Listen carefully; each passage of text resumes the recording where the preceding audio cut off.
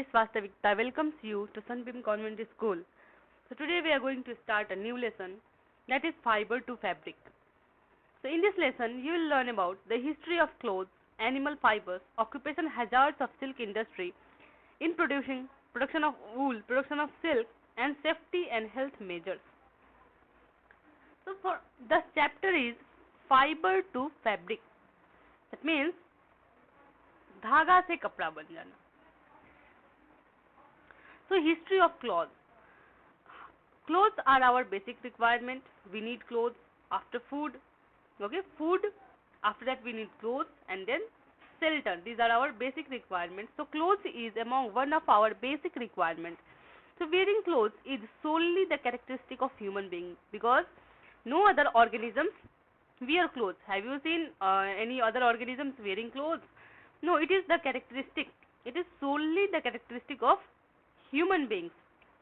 The first kind of cloth was made of big leaves and bark of trees. So human beings used to cover their body with big leaves and bark of trees.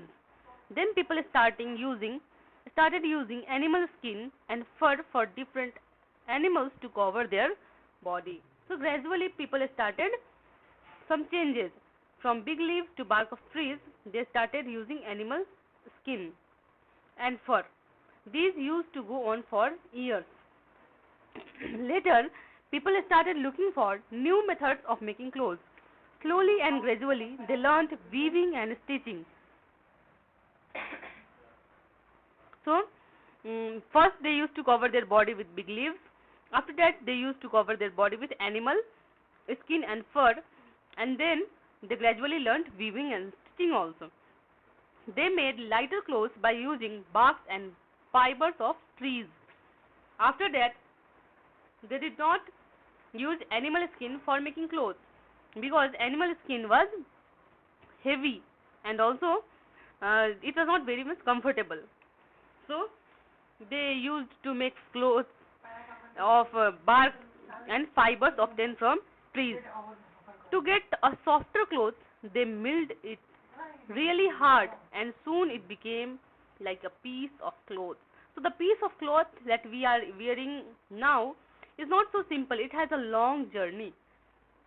So to get softer clothes, they milled it really hard. The humans worked very hard and then we have got the cloth. The piece of cloth that is used to cover our body is not very new. It has a very long journey.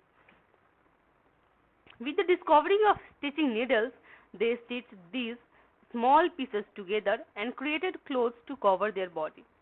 Okay, the needle was also not there, so now the discovery of needle, invention of needle took place, and then these small pieces of clothes were together stitched and created and the name was given clothes, that is used to cover body.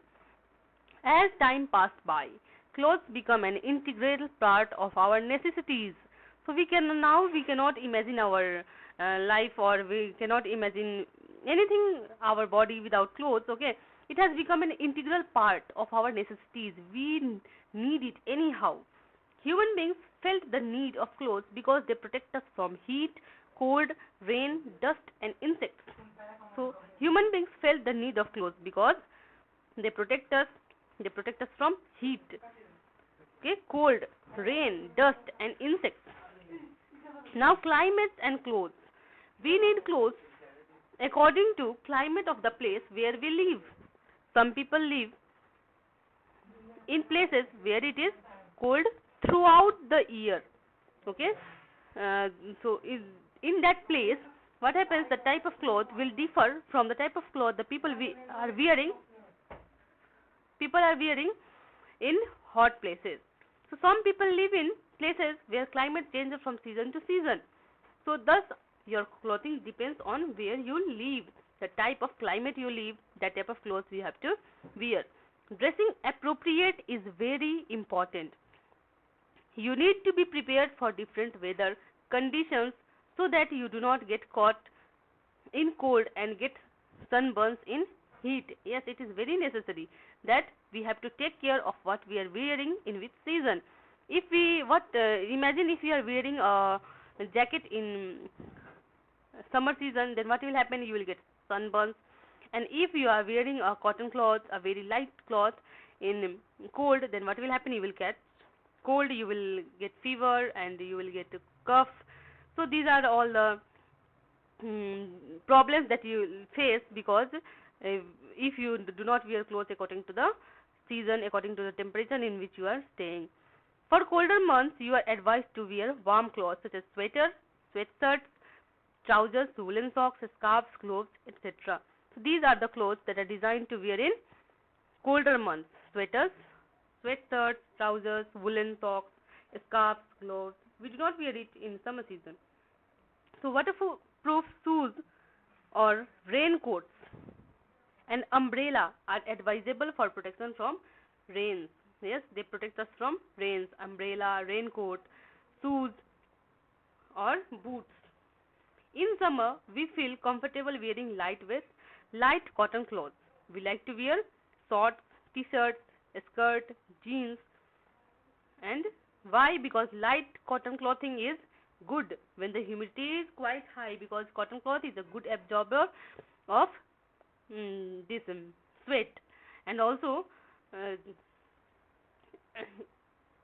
it absorbs the sweat. Then what will happen? We will not feel that much hot, because the sweat will be evaporated and we will feel comfortable. In your previous class, we have studied that fibers can be obtained from both plants and animals. So let us now study about animal fiber in detail. So animal fiber, clothes are made up of fibers. Fibers have different properties depending on sources they are obtained from. Fibers can be classified into two main categories, okay, natural and synthetic. Natural fibers are obtained from natural sources such as animals and plants. We get natural fibers from animals and plants, and man-made fibers are made from chemicals, and therefore they are called synthetic fibers. They are not natural, they are made from chemicals. So for example, nylon, rayon, polyester, these are synthetic fibers. So fibers obtained from different sources is spun into a yarn. Yarn is then woven or knitted into fabric. These animal fibers are made of protein. They include wool and silk. Now in next video we will study about wool and silk.